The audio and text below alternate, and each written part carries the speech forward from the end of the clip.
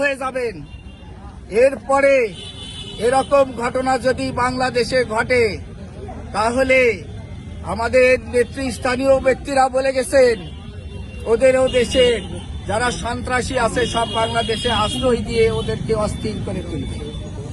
আপনারা জানেন বাংলাদেশে কোনো দুর্ঘটনা ঘটলে, কোনো অন্যায় করলে অন্যায়কারী সেফ জোন মনে করে ভারতে যায় আশ্রয় দেয়। ভারত তাদেরকে আশ্রয় দেয়, পৃষ্ঠপোষকতা করে এবং বাংলাদেশকে অস্থির করে তোলে। তাই আমাদের এবারের আন্দোলন এই ভারতের দালালদের বিরুদ্ধে আন্দোলন, এবারের আন্দোলন হাদি ভাইয়ের খুনের বিচারের আন্দোলন। আমরা চাই আগামী 25 তারিখের মধ্যে এই সরকার, অন্তর্বর্তীকালীন সরকার হাদি ভাইয়ের খুনিদেরকে যেখানে থাকুক, ভারতে থাকুক, বাংলাদেশে থাকুক, গ্রেফতার করে দৃষ্টান্তমূলক শাস্তির ব্যবস্থা করবে।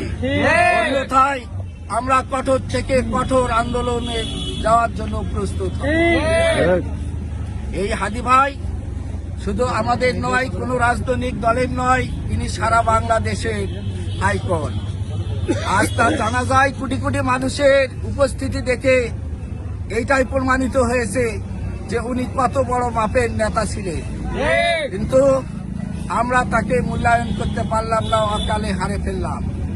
এখানে সরকারের যদি ব্যর্থতা থাকে, যারা খুনিদেরকে জেল থেকে বাহির করছে তাদেরকে এর বিচারের আওতায় নিয়ে আসুক, এসে প্রকৃত ঘটনা উদ্ঘাটন করে আমাদের সামনে প্রকাশ করুক।